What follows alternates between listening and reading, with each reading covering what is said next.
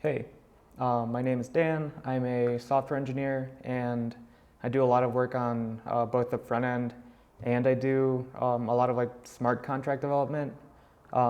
And earlier today, I released a package that makes it really easy to talk between your front end and smart contracts if you're using specifically React, WAGMI, and viem. Um, so I thought I'd make this video to show like how the system all works. And I'm actually going to be going through the process of like creating a front end from scratch, a hard hat project for the smart contracts, and then hooking those two things up with the library that I made. So yeah, this is a live demo. So sorry if there's any like weird pauses or errors that come up. Also, I'm like on a not my normal keyboard because I'm traveling. So if I type things weird, I apologize in advance. But yeah, so let's dive in and make this project. Cool, so I want to start with the front end and I'm going to use RainbowKit for this. So let's just copy that command, and this is basically going to, so we're in an empty directory, and this is going to create a RainbowKit project, which is basically like a Next.js app that is bootstrapped with like Web3 libraries and like a way to connect the wallet. So cool. Actually, like I love RainbowKit. Makes it super easy to bootstrap this sort of thing. Would definitely recommend. Let's call this project demo project. And yeah, so after this command runs, we're basically going to have a hello world project that will let us like connect the wallet almost like immediately with like very little setup. And RainbowKit actually comes with WAGMI and viem installed like as dependencies. So the library that I wrote works super well if you happen to be using RainbowKit. I also did have I have another package from when ethers was the thing that people would mostly use, but I feel like for whatever reason the industry is moving towards viem. So let's wait for this to finish. And in the meantime, I'll go grab the command for bootstrapping a hard hat project. It's just npx hard hat. Cool, so RainbowKit's done. We can cd into demo project. We'll open up VS Code. And here you can see that, you know, it's a Next.js project with the old like pages directory with underscore app and index. So in the app page, they kind of set things up so that you're like using Ethereum mainnet, Polygon, Optimism, and so on. For this project, I'm actually going to be doing everything locally. So we're only going to be using hard hat. And we're going to get that chain from WAGMI. Sweet, and we're only going to have a public provider. And that should basically be it for this file. So let's create a hard hat project in here and add some contracts so that we can then hook everything up. So let's make a directory called protocol, and then cd into protocol and run npx hard hat. So npx hard hat is going to bootstrap a hard hat project, and we want to use TypeScript for this. Yep, we want that there, and sure, git ignore, and yes, install dependencies. So this is going to basically be the framework that we're going to be using to write smart contracts, compile them, and by using hard hat, it comes with this plugin called typechain, which basically takes your Solidity contracts and turns them into these like TypeScript files that are well typed. And for the library that I wrote, you don't have to use typechain, but if you happen to be using typechain, it makes it super easy to work with like setting the whole system up, although honestly it's not much harder to do it if you aren't using type chain. But sweet, okay, so we have now a hard hat project in here under protocol. So whenever you do this, they give you this like lock contract as like a hello world. I actually have 2 simple contracts ready. One is called to-dos, and the other is mock token. And these are just a little bit simpler than the lock contract that comes with hard hat out of the box. So one of the things that I'm doing in the mock token is extending opens uplin's ERC20 token. So we just have to install that as a dependency, and this is using npm. So we can do npm install save dev open Zeppelin contracts.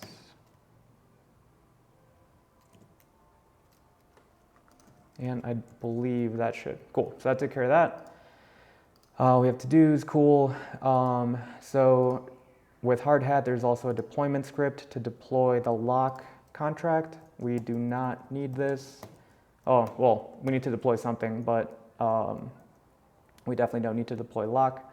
So we're actually going to deploy to-dos and mock token. So we can say to-dos, and little t to-dos. And we're going to deploy. Our contract doesn't take any arguments.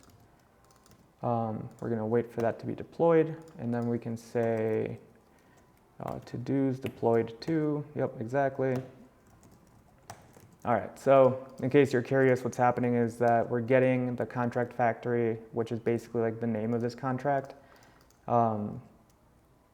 We will deploy it, which is straightforward enough. You just await it. We're going to wait for it to be deployed, and then we're going to log where it was deployed, what address. So you do need the addresses to be able to interact with contracts. So that's why we want to log that. And then we have mock token. And then, so get mock token, deploy it, and then mock token deployed to. Cool. So we've now got our contracts. We've got our deploy script. I'm going to start a local hard hat node to deploy to. So normally you would deploy this to like, like an actual blockchain out there, like Ethereum, Polygon, Optimism, so on. But I'm just going to start a local one using hard hat. Hard hat rules, and it makes my life super easy. So we're going to do that by doing npx hard hat node, I believe. Sweet. So now we're running a load node locally. Let's see. So now we want to compile our contract. So we're going to do npx compile. Nope. Hard hat compile. Sweet. Okay, so running npx hard hat compile, compiled our contracts. They compiled successfully. And one of the things that just happened is that in protocol type chain types, we got these like TypeScript types based on our contracts. So for instance, here we have like the to-dos factory, right? And if we look at to-dos, it has function add to-do and get to-do. And like clearly like we defined those just now. So if we go to the to-dos factory, we can see that it generated an ABI that has, for instance, like add to-do and get to-do. And it even has like, like the input types and stuff, so that when we're consuming these things with the library that we're going to add later, everything is well typed. Sweet. So let's deploy our contracts to our local hard hat environment. And then we do that by doing npx hard hat run scripts deploy network localhost. Cross our fingers. Sweet. So we deployed those 2 contracts to our local node. They are right here. Cool. Now we might be ready to bring in the library that I wrote and then hook the front end up to the back end, or I guess to the blockchain. So we're going to cd back here to the demo project, and we're going to, I think I'm using npm, let's see. Yep, so npm install at type _of / use-wagmi-contracts.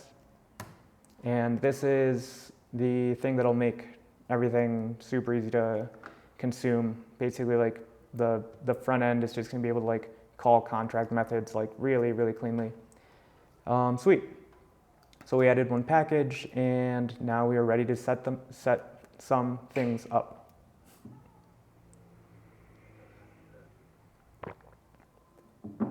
Cool. So here's the repo for this project, and I tried to do a decent enough job of like describing how everything works, but I figured this video would also kind of help in case anyone gets stuck. So we installed, and then the recommended way that I think people should use this is by first creating a specific file where you can initialize this thing. So in this root folder, I'm just going to make a utils folder, and we can call this whatever. So let's call this contracts provider. And I don't believe it needs to be TSX, but yeah, so let's just do contract provider.ts. And then we want to bring in import init use-wagmi-contracts and process type chain ABIs. Cool. So what's going to happen is that we're going to give init use-wagmi-contracts a set of ABIs with like a specific shape, and it's going to kind of like bootstrap this whole ecosystem for us. So we can do that right now, and let's say const ABI map equals process type chain ABIs, and then we're actually going to import all as type chain from so up one level protocol / type chain types. So like I mentioned, you don't have to be using type chain, but it does make this a whole lot easier, and I'll kind of explain why in just a second.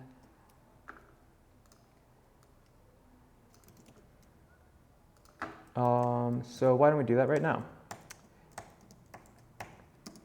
Cool.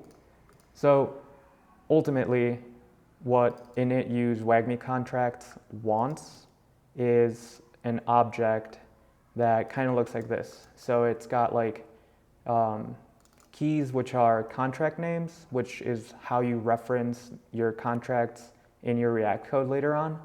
And then the value of those keys are objects that have the ABI for that contract.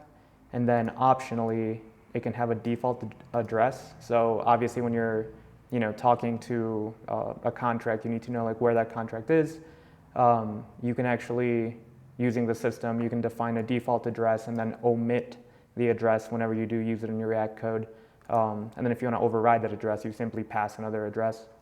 So you can build this manually, and like honestly, it's not the worst thing ever.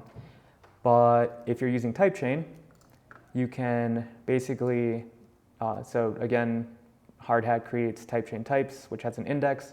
You just import this entire thing, and then process type chain ABIs does like the heavy lifting of like making sure that it's getting the right ABIs and only like getting like instantiable contracts, I guess.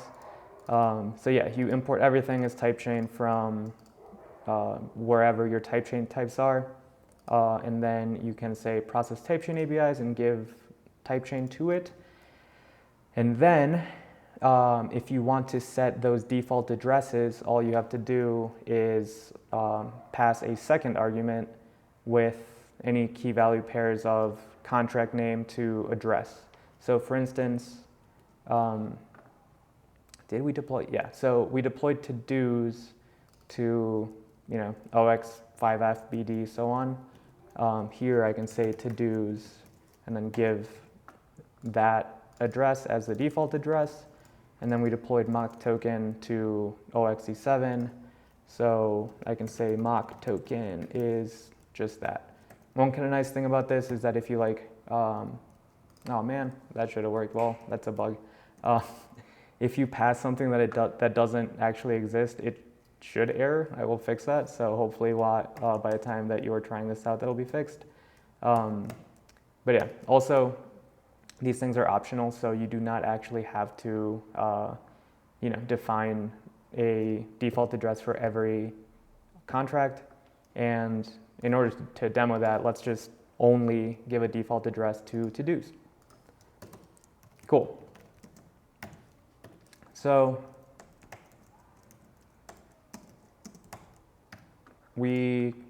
back to initializing. So we use this init use-wagmi-contracts function, give it an ABI map. In our case, we happen to be creating the ABI map with process type chain ABIs. You could handwrite that yourself. And you get back wagmi contracts provider and use contracts. So the reason that I think that you should probably bootstrap this in one file is because you're going to be wrapping your app in wagmi contracts provider once, and then you're going to be using use contracts in most places throughout the application. So why don't we do that? And we can start by importing wagmi contracts provider into our app. And you want to make sure that this is inside of the wagmi config, because it uses wagmi hooks. So it has to be a descendant. And just so that I don't go crazy, I'm going to make a prettier RC file. And cool. So step one is done. We wrapped our app in the provider. And then why don't we first run this app and see what we actually get when we run it. So we can say yarn or npm run dev.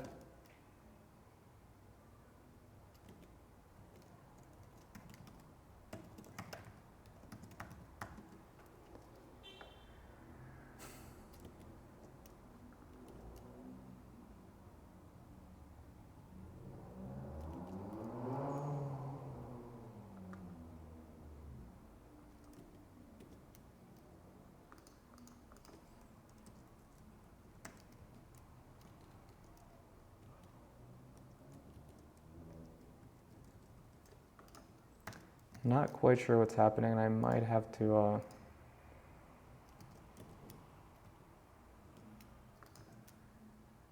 oh, I probably just didn't save that file. That's cool.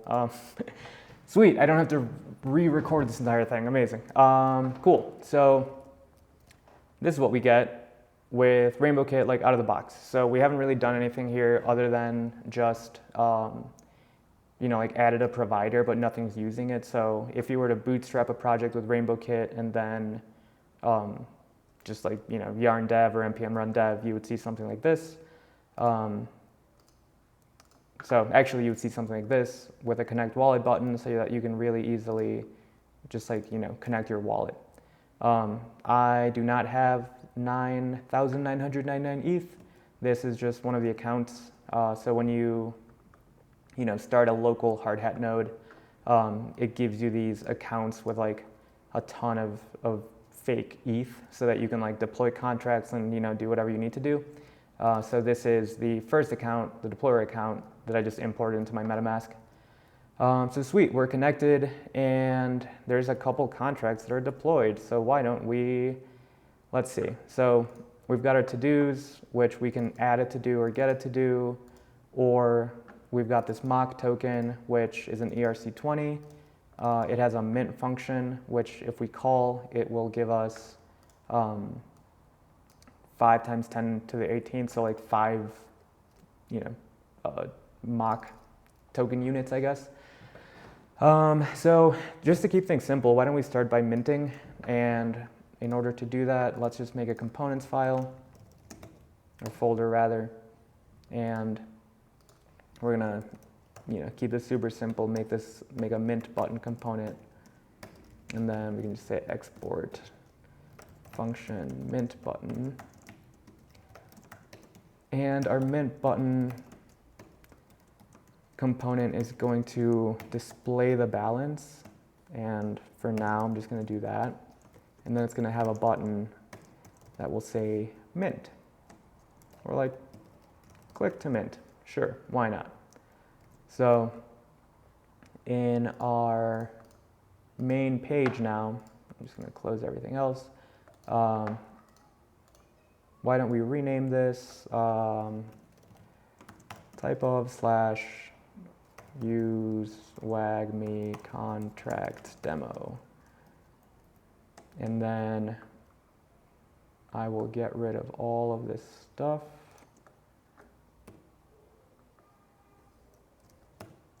There we go.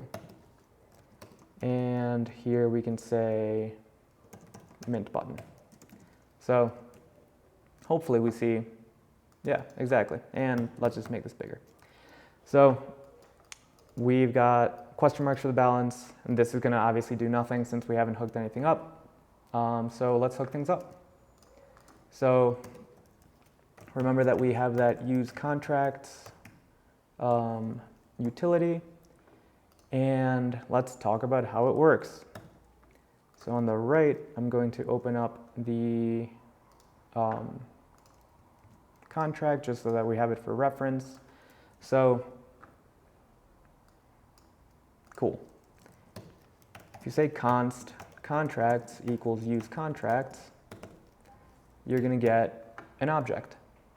And then that object is going to have keys that will match the contracts that you've given it as the ABIs. So here you can see that we have to-dos, and then we have a bunch of other ones here, like ERC20, which, because mock token is an ERC20, we get that. Some interfaces, and then as well as mock token. So basically anything that is in that type chain types index that is a contract is going to get created into one of these things that you can use, which I believe is really anything that ends in factory. Not positive on that, but that's why there's more than just two. But then another thing I want to point out is that to-dos has an ABI, and then to-dos also has a default address, whereas mock token doesn't.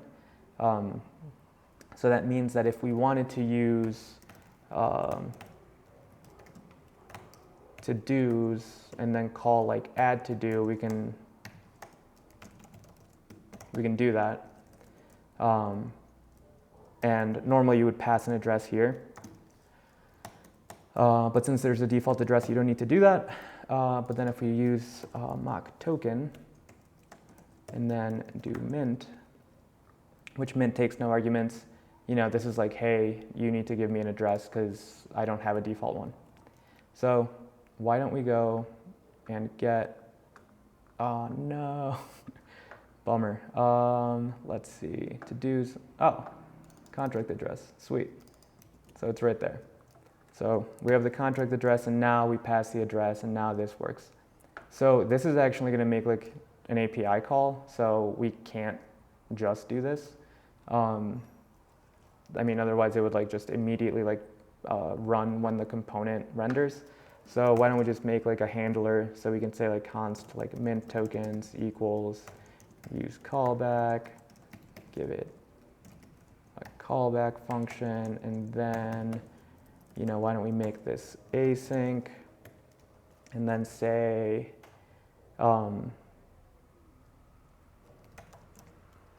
await that mint. Actually, we don't even need that anymore. Just kind of in the way. And So we're going to await that, and then we're going to say console log success. So like obviously, you know, there would be like error handling that needs to happen here. Personally, I would, instead of just using like use callback or stuff like this, I would probably reach for like TanStack use query, or like React or TanStack React query, because that gives you like a lot of really awesome things like being able to invalidate the cache and so on. For our purposes, you know, we're trying to demo just use use-wagmi-contracts. So on click, we're gonna call mint tokens, and we can update the dependencies there. And here we can see, so what is the result of awaiting this mint call? So there's two types of functions. There's like view functions and write functions, at least like in how this system interprets it. So view functions are literally functions whose state mutability is view. You often do not need to actually like interact with a smart contract directly to get it. Like you can just get the value of a view function. Mint is a write function because you're actually modifying the state of the blockchain. So the result is the result for write functions is always a tuple, where the first item in that tuple is the transaction hash, and the second item is the actual returned value from the contract. So if we go back to mock token, you can see that, you know, calling mint returns a UN256 when, you know, in the JavaScript side of things, or I guess the front end side of things that's processed, that becomes a big int. So that is why the result is a transaction hash and big int. So if mint did not return anything, this second value would just be undefined. Cool. So why don't we just say, you know, tx hash amount, and then, you know, successful transaction at, and I should have definitely used template strings.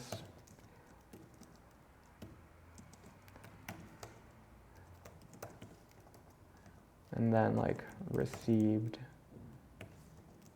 Can I do a toString on that? Sweet.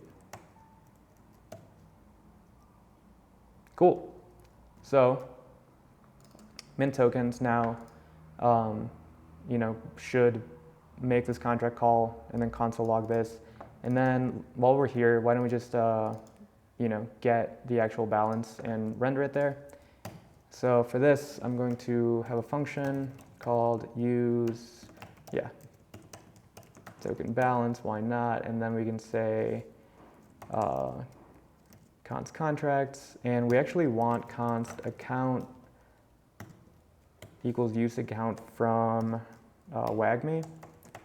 And then why don't we say balance, set balance, use state 0, import that from React, and then do a use effect. Again, this is not one-to-one with how I would normally do this.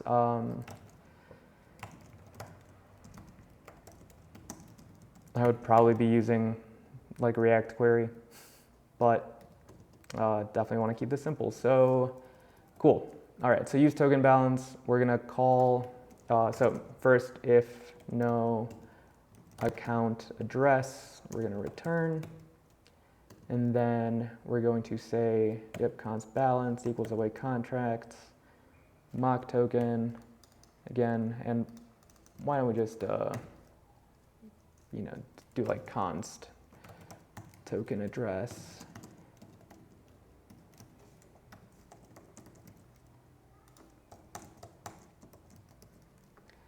Cool. And then we're going to say balance of account address. Cool. So here we can see that the return value of balance of is just a big int. And the reason for that is that this is a view function, so we do not get a transaction hash.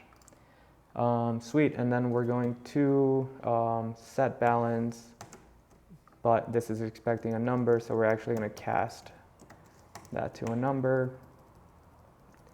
And then ultimately we will return the balance.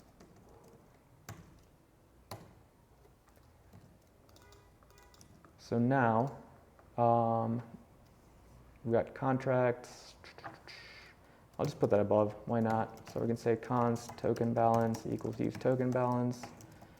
And then here we can do that. All right, that was a lot of code. Not sure if it's gonna work, but let's go check it out. Sweet, okay, so it says balance 0. And we actually might be able to see, yeah, so we can actually see these like calls to the blockchain, which is kind of cool. And we're gonna click to mint. So I'm getting MetaMask here. You know, I've got so the hard hat account is loaded, the network is localhost. We're gonna confirm. And why? Okay, cool. So this is something that happens when you're developing, which is that MetaMask expects a certain nonce. And so basically MetaMask is like, how many times have you interacted with the blockchain? I'm gonna keep track of that. That's actually like a security thing for the blockchain to make sure that nobody can like, you know, steal your account. But when we're like resetting the blockchain and stuff, like that data goes away. So anyway, long-winded way of saying I've got to go clear activity tab data. Sweet. So that should have been it. Awesome. I'll just refresh. Now we can click to mint, hit confirm. And it didn't break. That's cool. So will this work? Oh, it says that it did. So I'm going to refresh the page here. And you can see, cool, that I actually have now a balance. So we just did a successful write and a successful read to our locally deployed environment. And yeah, so let's just to do, I don't know, like a write function with arguments. Why don't we do that? So we'll have another component called to-dos list.tsx, and then we can say export function to-dos list.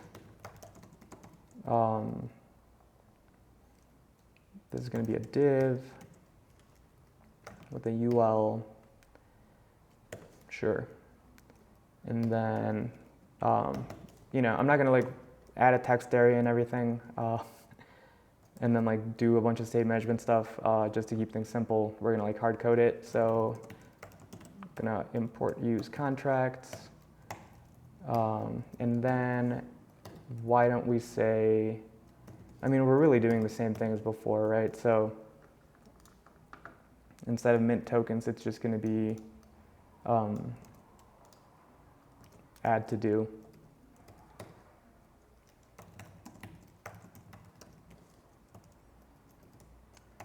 Because we're working with the to-dos contract, we don't need the address.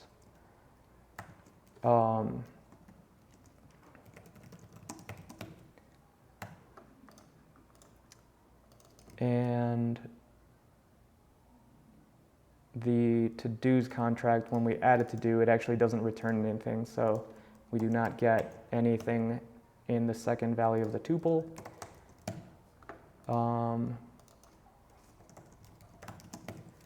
Cool. And then we're going to do a similar thing for getting the to-dos, which is going to be something like this. And honestly, like the verb, like I'm looking at this and it's like, oh, that's really verbose.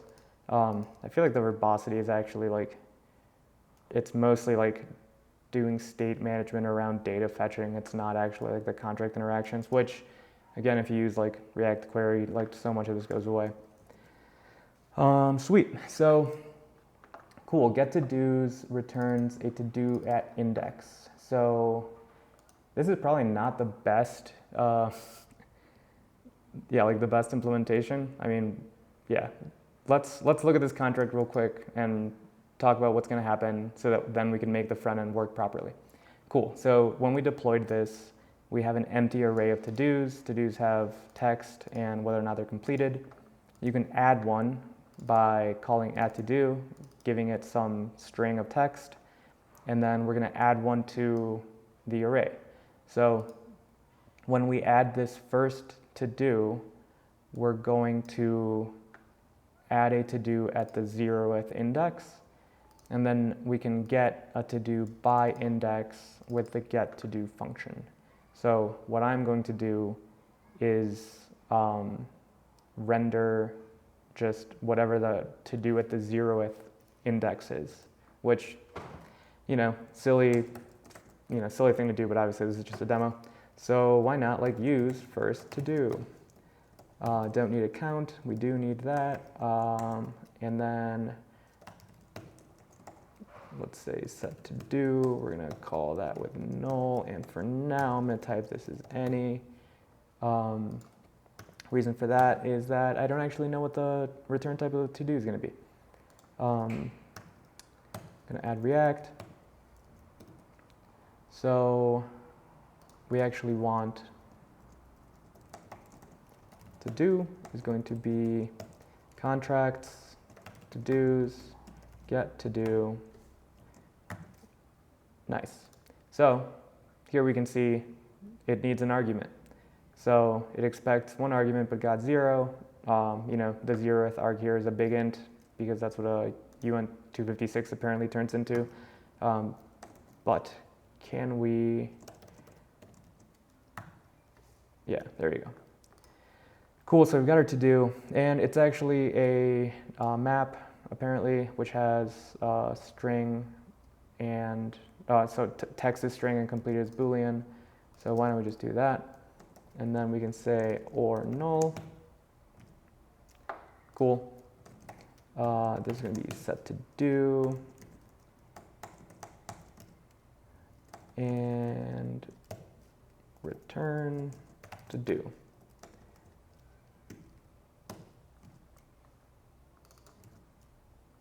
So here what's going to happen actually is I believe, I could be wrong about this, but I think that if we call this immediately, it will still return a to-do. It's just that text is going to be an empty string and completed is going to be false, because those are the default values for both those things. So if you return something from the blockchain, it always returns some value. It just gives you the whatever the default values are for those things if you can't actually find it. Let's just console log what that is. So const to do equals use first to do, and then console log to do.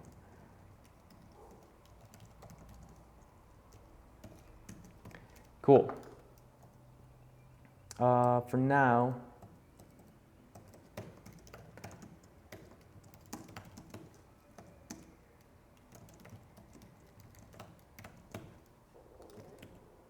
yeah, let's see what this does. I'm gonna pop open the console, and we're going to go to index and add to-dos list.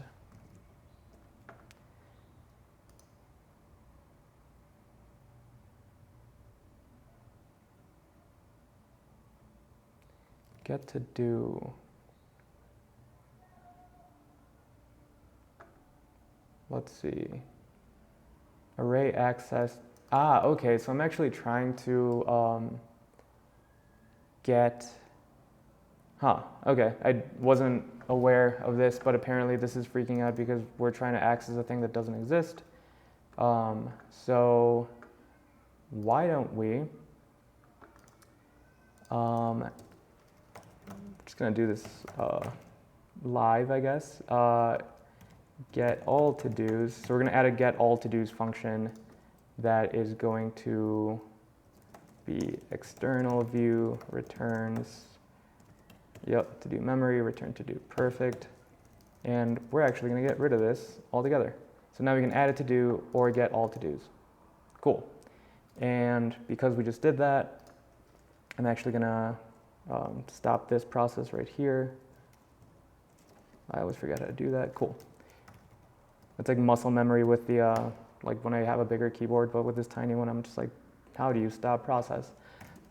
Sweet, so we're gonna go into the protocol, npx, hard hat compile. So we're gonna compile our project again. We're gonna say npx hard hat run. So we're gonna deploy everything.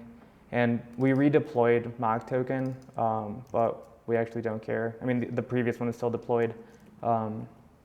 We care about to-dos deployed because now it has a new address. So I'm gonna copy that.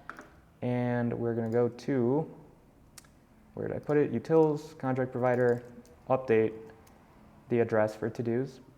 And now if I go to to-dos list, that's cool, right? It's like, yo, this doesn't exist because we removed it. So now it's get to-dos, and now it's gonna be like, hey, oh, what, are you kidding? Is it get all to-dos? Yeah, nice. Get all to-dos. Yeah, and it's like, I don't take an argument anymore because now we're not getting it by index, right? So now we can see that the return value is an array of to-dos. Why are you mad? Oh, I mean, this is like some TypeScript stuff. So read-only array of these things. Cool.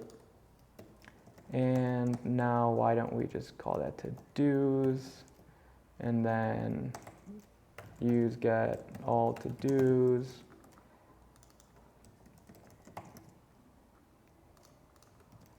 Now we can say to-dos are. I hope this works. Cool, so now we can go back to the Rainbow Kid project and npm run dev.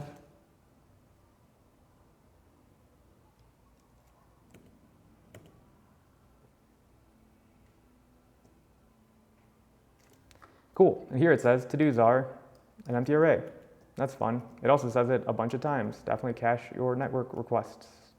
So here, why don't we just say to-dos, if they exist, map. Sure.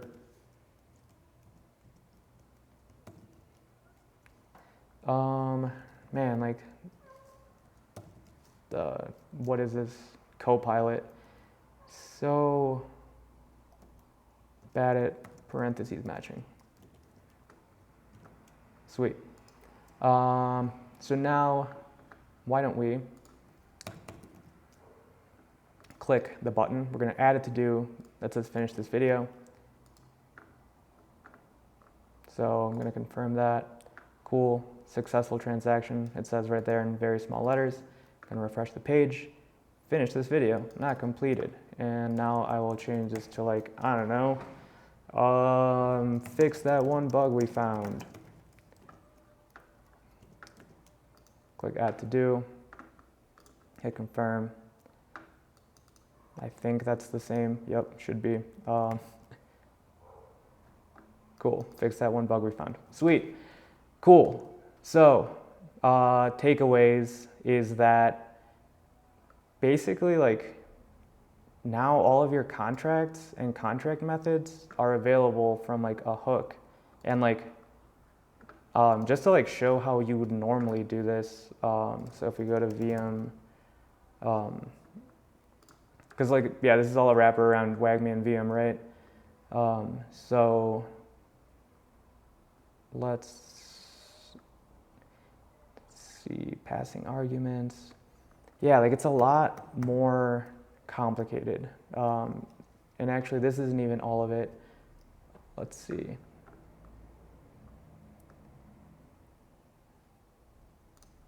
Like write contract. Yeah, so if you wanted to like submit a to-do, for instance, so like where we, can just say contracts to-dos at to-do, you have to make a request, You have to like get the client, which we're like, providing for you. You always have to provide the address. This utility like lets you set default addresses if you want.